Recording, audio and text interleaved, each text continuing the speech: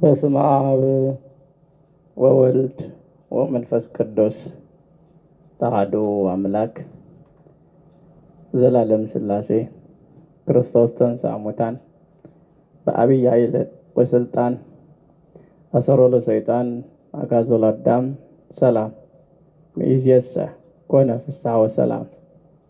የተወደዳችሁ የክርስቶስ ቤተሰቦች፣ የማምላክ የቅድስት ድንግል ማርያም የአስራት ያደራ ልጆች፣ ክቡራን አባቶች፣ እናቶች፣ ወንድሞች፣ እህቶች ሕፃናትንም ጨምሮ በሰበሰበንና በወደደን በአባቶቻችን አባት በጌታችን እና በመድኃኒታችን በኢየሱስ ክርስቶስ ፍጹም ሰላም እንደምን አደራችሁ?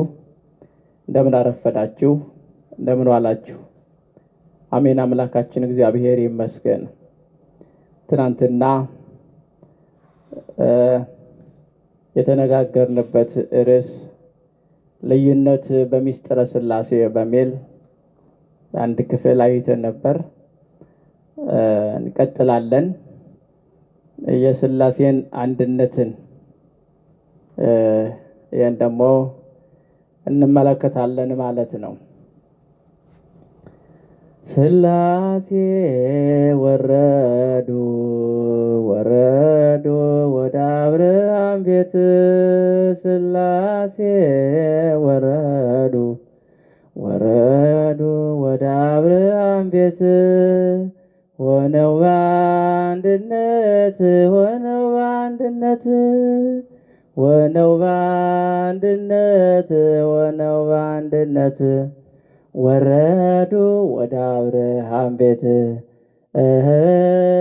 ሆነው በአንድነት ሆነው በአንድነት ሆነው በአንድነት ሆነው በአንድነት ወረዱ ወደ አብርሃም ቤት፣ ሥላሴ ወረዱ ወረዱ ወደ አብርሃም ቤት፣ ሥላሴ ወረዱ ወረዱ ወደ አብርሃም ቤት፣ ሆነው በአንድነት ሆነው በአንድነት ሆነው በአንድነት ሆነው በአንድነት ወረዱ ወደ አብርሃም ቤት ሆነው በአንድነት ሆነው በአንድነት ሆነው በአንድነት ሆነው በአንድነት ወረዱ ወደ አብርሃም ቤት፣ ሥላሴ ወረዱ ወረዱ ወደ አብርሃም ቤት፣ ሥላሴ ወረዱ ወረዱ ወደ አብርሃም ቤት፣ ሆነው በአንድነት ሆነው በአንድነት ሆነው በአንድነት ሆነው በአንድነት ወረዱ ወደ አብርሃም ቤት። አሜን። በአንድነት ወደ አብርሃም ቤት ያው ገብተዋል ማለት ነው። የሥላሴ አንድነት እግዚአብሔር በስም በግብር በአካልና በኩነት ሶስት ቢባል በባህሪ በመለኮት በስልጣን በሕልውና በፈቃድ ይህንን ዓለም ካለመኖር ወደ መኖር አመጥቶ በመፍጠር በመመገብና በመጠበቅ በማሰለፍም አንድ ነው። ነቢዩ ሚልክያስ በትንቢቱ ላይ ለሁላችንም አንድ አባት ያለን አይደለምን? አንድ አምላክ የፈጠረ አይደለምን? በማለት እግዚአብሔርን በመፍጠሩ አንድ መሆኑ ተናግሯል። በትንቢተ ሚልክያስ ምዕራፍ 2 ቁጥር 10 ላይ ነቢዩ ኢሳይያስም ሰማያትን የፈጠረ እግዚአብሔርን እርሱን ምድርን የሰራና ያደረገ ያጸናትም አምላክ እንዲህ ይላል፣ እኔ እግዚአብሔር ነኝ፣ ከኔ በቀር ሌላ የለም በማለት እግዚአብሔር ፈጥሮ በመግዛት አንድ መሆኑን አጉልቶ ጽፎልናል። በትንቢተ ኢሳይያስ ምዕራፍ 45 ቁጥር 18 ላይ አዎ እንዲሁም ሊቀ ነቢያት ሙሴ ደግሞ እስራኤል ሆይ ስማ አምላካችን እግዚአብሔር አንድ እግዚአብሔር ነው በማለት የእግዚአብሔርን አንድነት መስክሯል። ኦሪት ዘዳግም 6:4 ላይ ሐዋርያው ቅዱስ ጳውሎስም እግዚአብሔርን በአምላክነቱ በገዥነቱ አንድ መሆኑን ሲገልጽ ከሁሉ በላይ የሚሆን በሁሉ የሚሰራ በሁሉ የሚኖር አንድ አምላክ የሁሉም አባት አለ ብሏል። በኤፌሶን ምዕራፍ 4 ቁጥር 6 ላይ ጌታችን መድኃኒታችን ኢየሱስ ክርስቶስ ደግሞ እኔና አብ አንድ ነን ብሏል። ዮሐንስ 10:30 ነው። አንድነታቸውን የአካል የስም ወይም የግብር ሳይሆን የባህሪ የፈቃድ የስልጣን የመፍጠር የመግዛት መሆኑን ሲያብራራ ቅዱስ ጳውሎስ ለእኛስ ነገር ሁሉ ከእርሱ የሆነ እኛም ለእርሱ የሆንን አንድ አምላክ አብ አለን፣ ነገር ሁሉ በእርሱ በኩል የሆነ እኛም በእርሱ በኩል የሆንን አንድ ጌታ ኢየሱስ ክርስቶስ አለን ብሏል። በአንደኛ ቆሮንቶስ ምዕራፍ 8:6 ላይ አዎ ነገር ሁሉ በእርሱ የሆነ የሚለው ለአብ ለወልድ ተናግሯል። ዮሐንስ 1:3 ይህም አብ ወልድ ተፈጥሮ በመግዛት አንድ መሆናቸውን ይገልጻል። በሌላ ቦታ ደግሞ ጸጋም ስጦታም ልዩ ልዩ መንፈስ ግን አንድ ነው። አገልግሎት ልዩ ልዩ ነው፣ ጌታ ግን አንድ ነው። አሰራር ልዩ ልዩ ነው፣ ሁሉንም በሁሉ የሚያደርግ እግዚአብሔር ግን አንድ ነው በማለት ሥላሴ በአካልና በስም ሶስት ቢሆንም ሁሉን በሁሉ ማድረጋቸው ግን አንድ መሆናቸው ተጽፏል። አንደኛ ቆሮንቶስ 12:4 ላይ መንፈስ አንድ ነው የሚለው መንፈስ ቅዱስ ጌታ አንድ ነው የሚለው ወልድ እግዚአብሔር አንድ ነው የሚለው ደግሞ አብ ይገልጻል። ለእያንዳንዳቸው የብቻቸው አንድ ማለቱ የአካል ሶስትነት መኖሩን አንድ የሚለው ቃል መደጋገሙ በባህሪ በፈቃድ በስልጣን አንድ መሆናቸው ይገልጻል። አንድም አንድነቱን ሶስትነቱን እንደማያጠቃልል ሶስትነቱን አንድነቱን እንደማይከፋፈል መናገሩ። እንግዲህም ሶስት አንድ ተብሎ ከተገለጠ አንድ ቁጥር ደጋግመው ቢያበዙት ውጤቱ ያው አንድ ነውና እግዚአብሔር አንድ እንላለን። እግዚአብሔር በመለኮት በፈቃድ በስልጣን በባህሪ አንድ መሆኑን ሲያመለክት አዳም በፈጠረ ጊዜ ወደ ዘፍጥረት 1:26 ላይ የኖህ ልጆች በሰናኦር ሜዳ ላይ የሰሩትን ግንብ ባፈረሰ ጊዜ ዘፍጥረት 11:6 ላይ ሰዶምና ገሞራ እንደማይጠፋ ለአብርሃም በተናገረው ጊዜ ዘፍጥረት 18:17 ላይ ስራውን የተከናወነበት በአንድነት ስልጣን መሆኑን ለማመልከት እግዚአብሔርም አለ በሚል በነጠላ ቁጥር ተገልጾ እናያለን። በዚህ ተመሳሳይ የመጽሐፍ ቅዱስ ክፍሎች ደግሞ የአካልና የስም ሶስትነት ሲገልጽ ሰውን እንደ መልካችንና እንደ ምሳሌያችን እንፍጠር፣ እንውረድ፣ አንዱ የአንዱን እንዳይሰማ በዚያ ቋንቋቸው እንደ ብልቅ እንደ ባልቅ ወዘተ ተብሎ ተጽፏል። ታላቁ ቅዱስ አባ ሕርያቆስ በቅዳሴ ማርያም ላይ የሥላሴን አንድነት ሲናገር ሶስት ስም አንድ እግዚአብሔር ነው፣ በስም ሶስት በእግዚአብሔርነቱ አንድ ነው ካለ በኋላ ይህንንም በምሳሌ ሲያብራራ አብርሃም፣ ይስሐቅ፣ ያዕቆብን በአካል ሶስት እንደሆኑ ሶስት ብለን የምናምን አይደለምን? በአካል ሶስት ብንል በባህሪ አንድ ብለን እናምናለን እንጂ አንድ ሲል ከፍጥረታት ሁሉ አስቀድሞ የነበረ አዳም በአካል አንድ እንደሆነ አንድ ብለን የምናምን አይደለም። በባህሪ አንድ ብለን በአካል ሶስት ብንል እናምናለን እንጂ በማለት አብራርቷል። አዎ የሚስጥረ ሥላሴ አስረጆች ምሳሌዎችን እስቲ እንመለከታለን። የሰው ልጅ ነፍስ ተፈጥሮ ሰው የሥላሴ ምሳሌ መሆኑ ሰው በመልካችን እንደ ምሳሌያችን እንፍጠር በሚለው ጥቅስ እንረዳለን። ዘፍጥረት 1:26 ላይ ይህም መሰረት አድርገው ሊቃውንቱ ምስጢረ ሥላሴን በሰው ነፍስ መስለው ያስተምራሉ። አዎ እንደሚታወቀውም የሰው ነፍስ በአካል አንድ ስትሆን ሶስት ግብር ደግሞ አላት። ይኸውም ልባዊነት፣ ነባቢነት እና ሕይወት ናቸው። ሥላሴ በባህሪ በፈቃድ በስልጣን እና ይህን በመሰለ ሁሉ አንድ ሲሆን በአካል በግብር በስም እና በኩነት ሶስት ይባላሉ። የሰው ነፍስ በልባዊነት በአብ በነባቢነት በቃልነቷ በነባቢነቷ በቃልነቷ በወልድ በሕይወትነቷ ደግሞ በመንፈስ ቅዱስ ትመሰላለች። የሰው ነፍስ ልባዊነት፣ ነባቢነት እና ሕያዊት ናት ስትባል በሰው ነፍስ ሶስት መኖሩን ያስገነዝባል። ሆኖም አንዲት ነፍስ አንድ ሰው ይባል እንጂ ሶስት ነፍስ ሶስት ሰው አይባልም። ሥላሴም በአብ ልብነት ያስባሉ፣ ያውቃሉ፣ በወልድ ቃልነት ይናገራሉ፣ በመንፈስ ቅዱስ እስትንፋስነት ሕይወትነት ለዘላለም ጸንቶ ይኖራል ስንል አንድ እግዚአብሔር እንጂ ሶስት አማልክት አንልም ነው። አዎ የፀሐይ ተፈጥሮ ፀሐይ በብርሃኗ ትታወቃለች። እግዚአብሔር በተለምዶ እግዚአብሔር ወልድ ብዙ ጊዜ በብርሃን ተመስሎ ተገልጿል።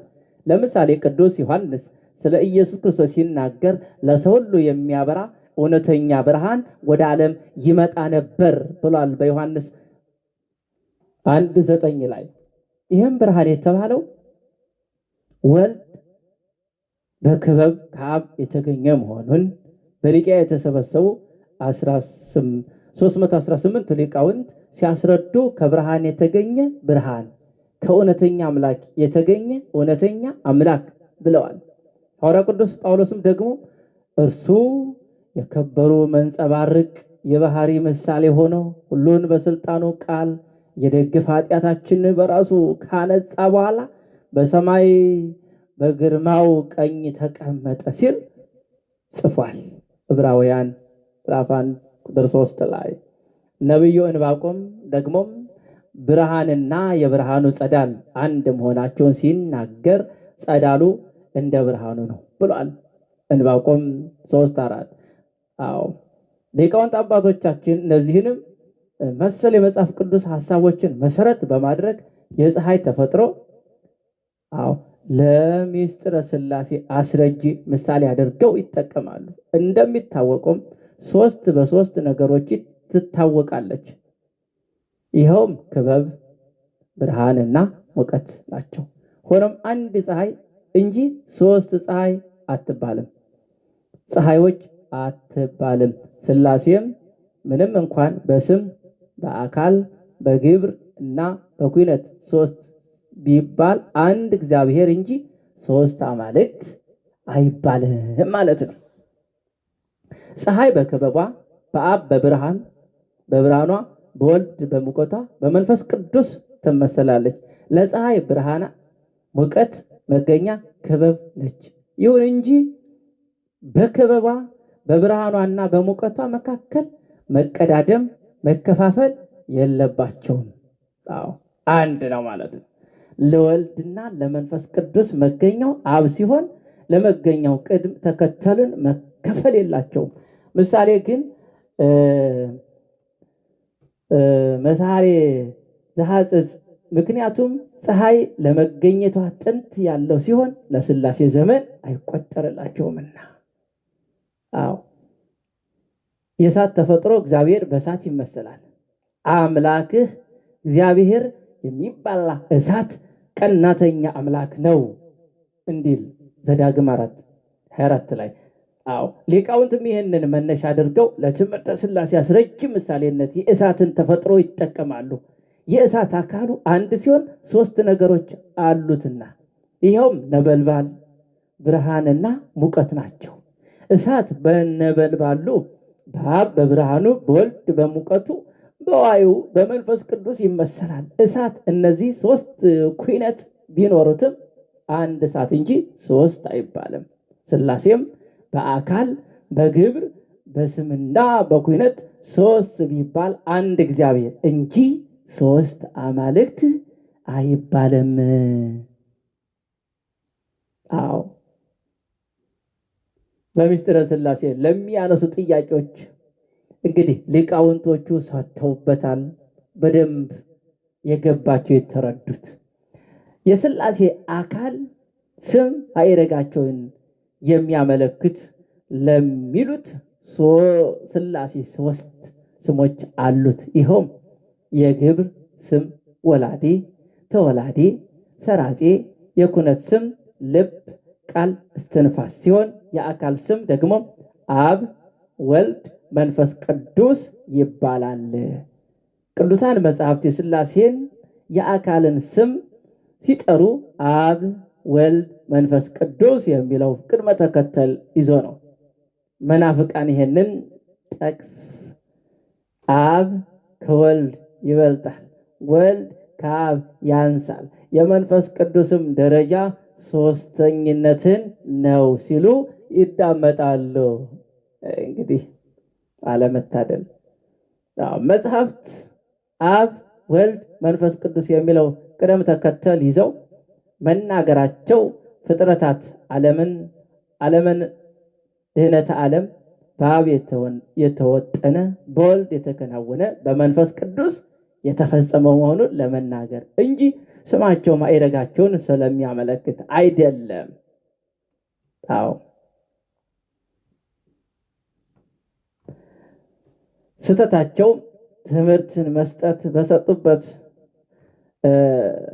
አብ፣ ወልድ፣ መንፈስ ቅዱስን መጥራቻቸው ሶስት ስም በአንድ ቃል መጥራት ስለማይቻል እንጂ ቅደም ተከተል ስላለው አይደለም ካሉ በኋላ በአንድነት መጠራት ካስፈለገ አምላክ መለኮት እንላለን ብሏል።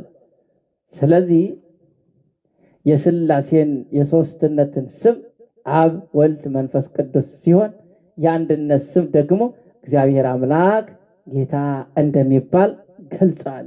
መጽሐፍ ቅዱስ በብዙ ጊዜ አብ፣ ወልድ፣ መንፈስ ቅዱስ በሚል ቅድመ ተከተል ቢጠራ ከዚህ ዓለም ተከታይ ውጭ የተጻፈበት ሁኔታ አለ።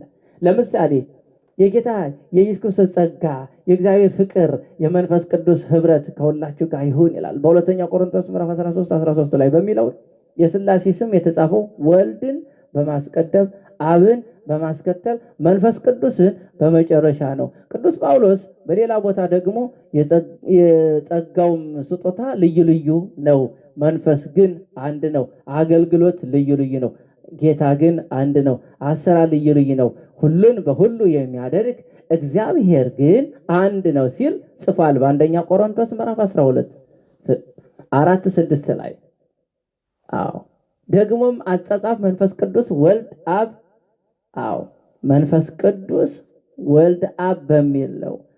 ልብ ልንለው የሚገባው ጉዳይ ቅደም ሥላሴን በሶስትነት በሚናገሩበት ቦታዎች ላይ አብ እግዚአብሔር ወልድን፣ ጌታ መንፈስ ቅዱስን መንፈስ ቅዱስ ብሎ የመጥራት ልማድ ያለው መሆኑ ነው። ዮሐንስ 13:3 ዮሐንስ 8:42 ላይ። ስለዚህ መጽሐፍት ሥላሴን አብ፣ ወልድ፣ መንፈስ ቅዱስ ብለው መጥራታቸው ከላይ እንደተጠቀሰው ድህነታቸውን ፍጥረታቸውም በአብ የተወጠነ በወልድ የተከናወነ በመንፈስ ቅዱስ ደግሞ የተፈጸመ መሆኑን ለመናገር እንጂ የሥላሴን የስልጣን ወይም የማዕረግ ደረጃ ለማሳየት አለመሆኑን እንገነዘባለን፣ እናውቃለን፣ እንረዳለን ማለት ነው።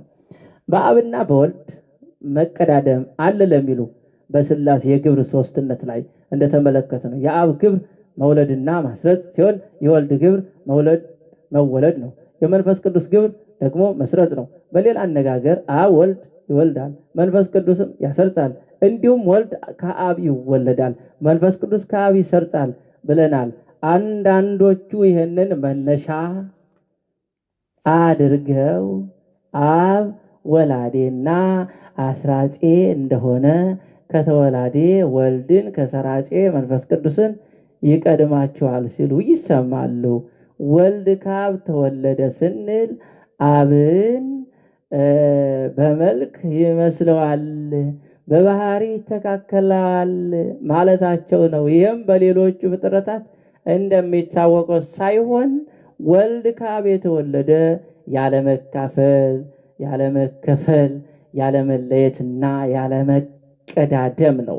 ይህንን የማይመረመር ጥልቅ ምስጢር ነው። ልብ ልንለው የሚገባው ጉዳይ ግን አብ ወልድ መንፈስ ቅዱስን አሰረጸ ማለት ፈጠራቸው ከማለት እጅግ የተለየ መሆኑ ነው። ሊቃውንት የወልድን ከአብ መወለድና የመንፈስ ቅዱስን መስረት በምንጭ እና በወንዝ እንዲሁም በክበብና በብርሃን መስለው ያስተምራሉ። ምንጭና ወንዝ መገኛው አንድ ነው። ለመገኘታቸው ግን ቅደም ተከተል የለውም። ይሁን እንጂ ምንጩ ወንዝ አይባልም፣ ወንዝ ምንጭ አይባልም። ሆኖም ሁለቱ ውሃ ናቸው። ምንጭና ወንዝ ሁለቱም ውሃው እንደሆነ አብ ወልድ መንፈስ ቅዱስ በባህሪያቸው አንድ ናቸው። ለመገኘታቸው ጥንት ላኗኗራቸው ፍጻሜ የላቸው። ሌላው ምሳሌም ብርሃን ዘእምብርሃን ከብርሃን የተገኘ ብርሃን እንዳሉ ሰለስቱ ምዕት ብርሃን ከፀሐይ ሲወጣ ያለመለየት፣ ያለመካፈል እና ያለመቀዳደም እንደሆነ ሁሉም ወልድ መንፈስ ቅዱስ ከአብ የተገኘ ያለመቀዳደም ያለመካፈልም ነው። የፀሐይ ክበቡ ኖሮ ብርሃን ያልነበረበት፣ ብርሃን ኖሮ ክበብ ፀሐይ ያልነበረበት ዘመን እንዳልነበረ ሁሉ አብ ኖሮ ወልድ ያልነበረበት፣ ወልድ ኖሮ አብ ያልነበረበት ዘመን የለም አይኖርምም። ወልድ ከአብ የተወለደ ልደቱ ቢሆን ከዚያ ጊዜ ብሎ ዘመን የማይቆጠርለት አይደለም። ያም ቢሆን ቅዱስ ዮሐንስ በመጀመሪያ ቃል ነበር፣ ቃልም በእግዚአብሔር ዘንድ ነበር፣ ቃልም እግዚአብሔር ነበር ባላለ ነበር። ዮሐንስ 1:1 በዚህ ጥቅስ ቃል የተባለው ወልድ ያለ ጥንት ቀዳማዊ መሆኑን ራሱ እግዚአብሔርን መሆኑን እንገነዘባለን። አብ ወልድ መንፈስ ቅዱስ የአንድ አካል ስሞች ናቸው ለሚሉ የእነዚህ መናፍቃን ትምህርት እግዚአብሔር ከክርስቶስ መገለጥ በፊት አብ በዘመነ ስጋይ ወልድ ከባለ 50 ጀምሮ መንፈስ ቅዱስ ተባለ እንጂ የአካል የገጽና የግብር ሶስትነት የለውም የሚል ነው። ለዚህም መናፍቃን አባቶቻችን በሶስተኛው መቶ ክፍለ ዘመን የተነሳ ሰባሊዮስን ለትምህርቱ እንደ ማስረጃ የሚጠቅሱና አብና እኔና አብ አንድ ነን ዮሐንስ 10:30 ላይ አብን ያየ እኔን አየ። ዮሐንስ 14:9 ክርስቶስ በስጋ መጣ፣ እርሱ ከሁሉ በላይ ሆኖ ለዘላለም የተባረከ አምላክ ነው። ሮሜ 9:5 የሚሉትን እነዚህ ሐሳቦች ክርስቶስ ከአብ ከመንፈስ ቅዱስ ጋር የባህሪ አምላክ መሆኑን አንድም በኩነተ መናዘብም ያለው መሆኑን የሚያረጋግጡ ናቸው እንጂ እግዚአብሔር በዘመናት መካከል ስሙ እየቀያየረ ተገለጠ የሚሉ አይደሉም። ይሄ ከሆነ ግን እኔ እግዚአብሔር አልለወጥም ያለው የመጽሐፍ ቅዱስ ቃል ውሸት ነው ሆነ ማለት ነው። ሚልክያስ 3:6 ላይ ቅዱስ ጳውሎስም በዕብራውያን መልእክቱ ላይ ኢየሱስ ክርስቶስ ትናንትናም እና ዛሬም እስከ ዘላለም ያው ነው ብሏል። ዕብራውያን 13:8 ላይ ሐዋርያው ቅዱስ ጳውሎስ ኢየሱስ ክርስቶስ የእግዚአብሔር ልጅ መሆኑን በተናገረበት አንቀጽ ላይ አስቀድሞ ዳዊት የተናገረው አንስቶ ሲያብራራ ጌታ ሆይ አንተ ከጥንት ምድርን መሰረት ሰማዮችም የእጆች ስራ ናቸው፣ እነርሱም ይጠፋሉ፣ አንተ ግን ጸንተህ ትኖራለህ። ሁሉ እንደ ልብስ ያረጃሉ፣ እንደ መጎናጸፊያም ትጠቀልላቸዋለህ፣ ይለወጡማል። አንተ ግን አንተ ነህ፣ ዓመታቶቹ ከቶ አያልፉም ሲል ጽፏል።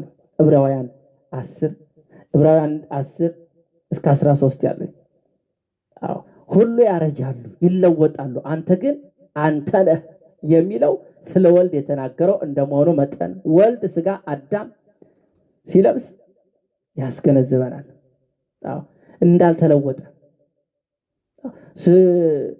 ስጋዊውን ጨርሶ ወደ አባቱ ሲያርግ እንደማይለወጥ ያስገነዝበናል።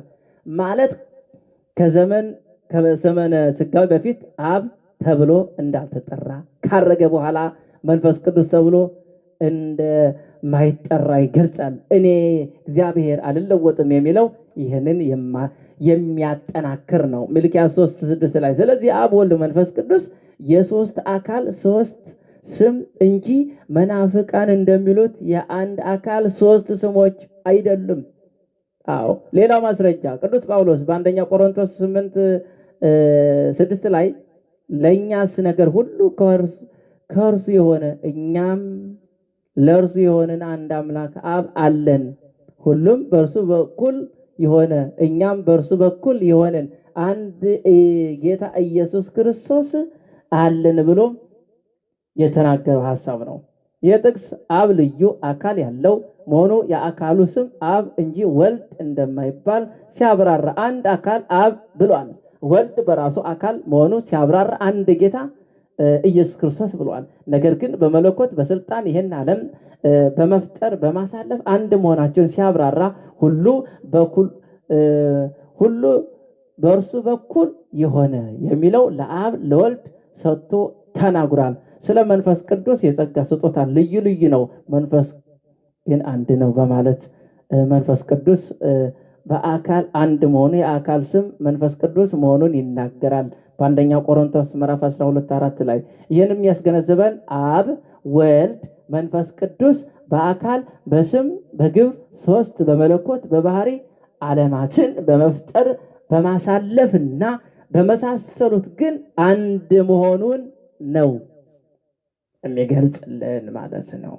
እግዚአብሔር አንድ አካል ነው ለሚሉ በመጀመሪያ ጊዜ እግዚአብሔር አንድ አካል ነው፣ ያም አብ ብቻ ነው። ወልድ መንፈስ ቅዱስ ግን እንደ አእምሮ የማሰብ ችሎታ በአብ ውስጥ ያሉ ኃይላት ናቸው ብሎ ያስተማረው ጳውሎስ ሳሚሳጢ እንደሆነ ይናገራል። ዛሬም ቅዱስ ጳውሎስ በኤፌሶን 4:4 ላይ በመጠራታችሁ በአንድ ተስፋ እንደተጠራችሁ አንድ አካል አንድ መንፈስ አለን፣ ያውም ሐሳብ ይዞ እግዚአብሔር በአካል አንድ ነው የሚሉ የጳውሎስን ሳሚሳጢ የግብር ልጆች አሉ።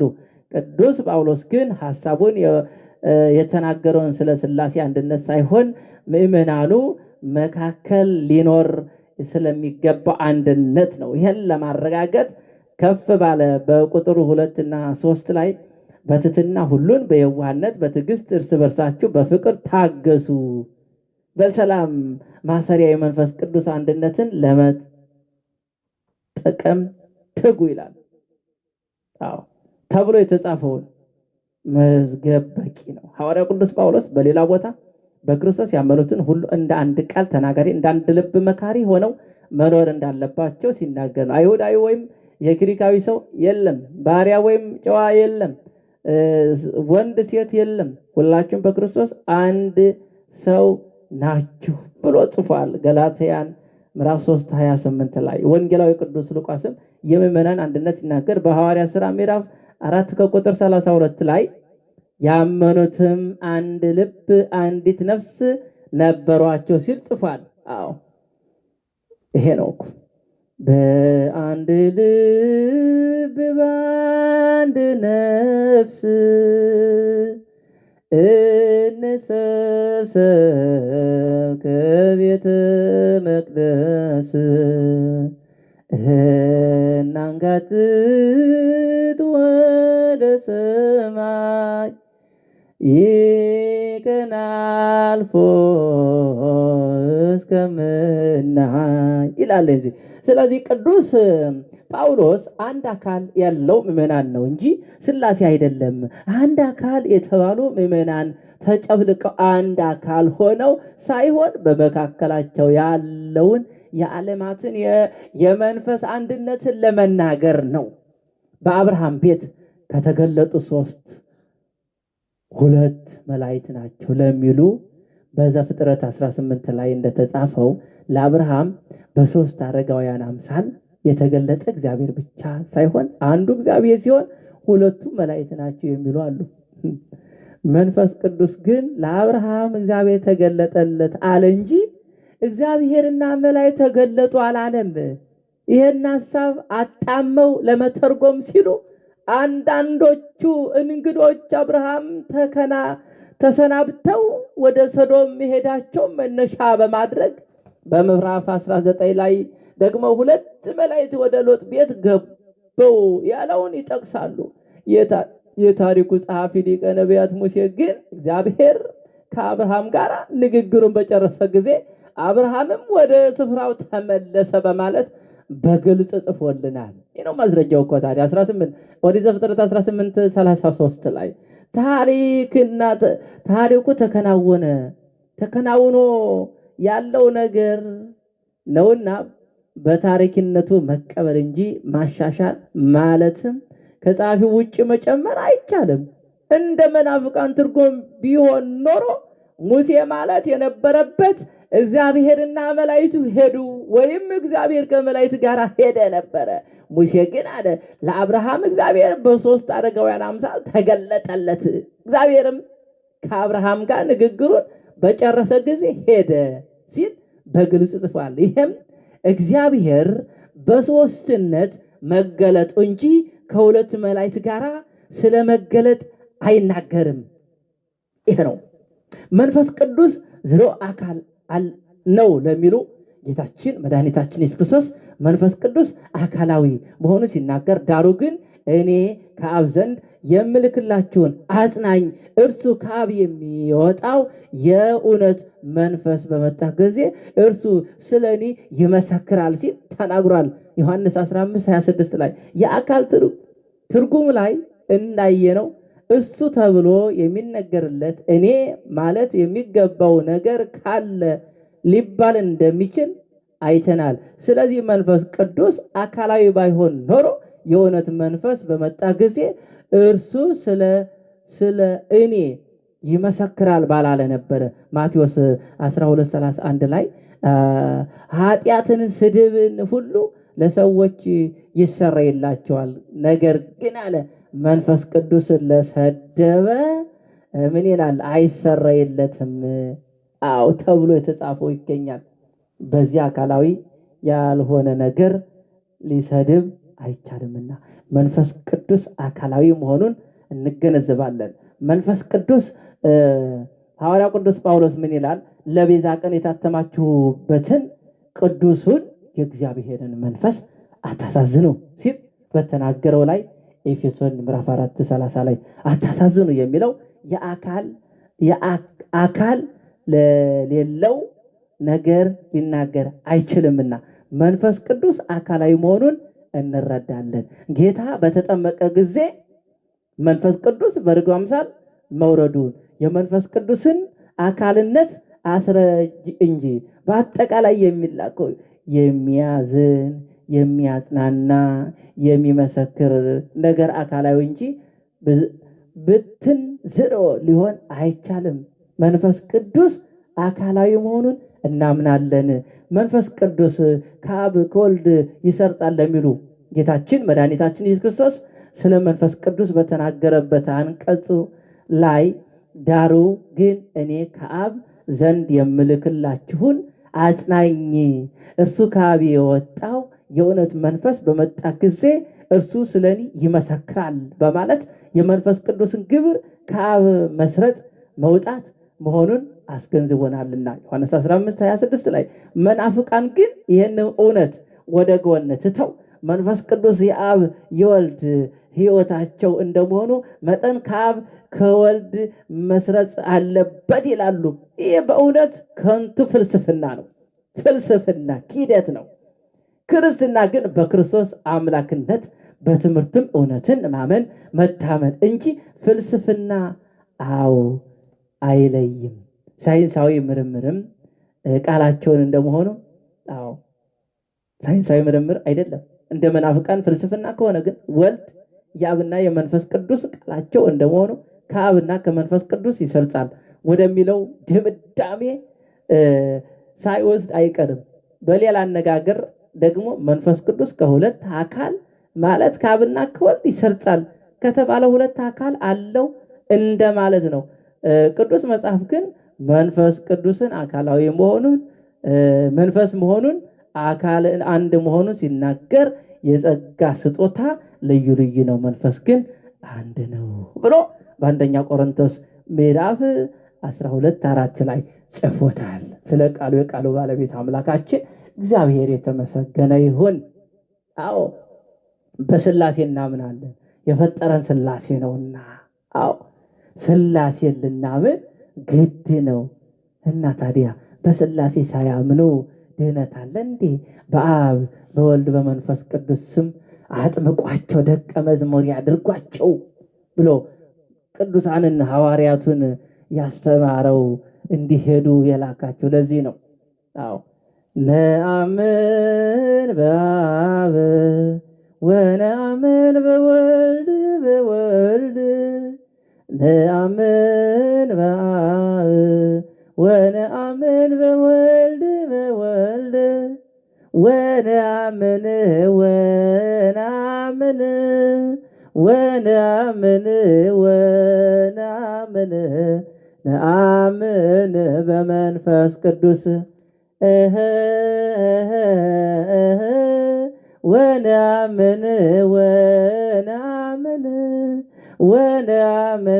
ወነአምን ነአምን በመንፈስ ቅዱስ እናምናለን በአብ እናምናለን በወልድ እናምናለን በአብ እናምናለን በወልድ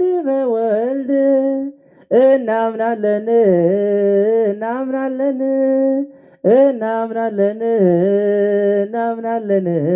እናምናለን በመንፈስ ቅዱስ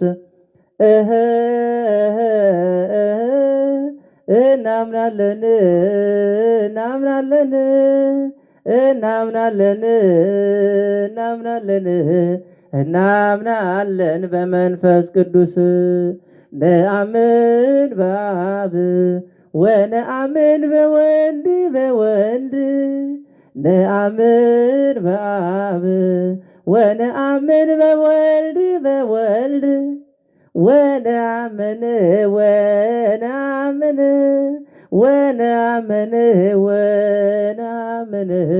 ነአምን በመንፈስ ቅዱስ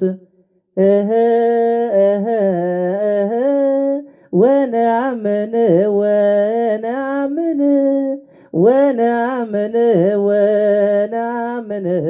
ነአምን በመንፈስ ቅዱስ እናምናለን በአብ እናምናለን በወልድ እናምናለን በአብ እናምናለን በወልድ እናምናለን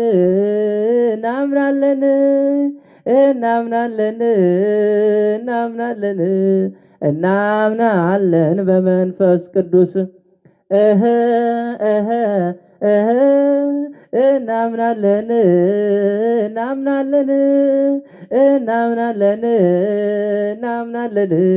እናምናለን በመንፈስ ቅዱስ። አዎ እናምናለን፣ በመንፈስ ቅዱስ እናምናለን። አምነን ነው የምንጠመቀው ድህነት የምናገኘው። ስለዚህ የስላሴ አንድነትን በሚል ትናንትና የተቋረጠውን ዛሬ እንደ እግዚአብሔር ፈቃድ ጨርሰናል ማለት ነው። እንቀጥላለን። ይሄ ስለ ብዙዎቹ የተለያየ ኑፋቄ የሚዘሩት ያንን ትውልዱ ማወቅ አለበት። ያላወቀ ማለት ነው። ያወቀ እንዲያውቅ ማሳወቅ ግዴታ አለበት። ማስተማር ግዴታ አለበት። መምከር አለበት።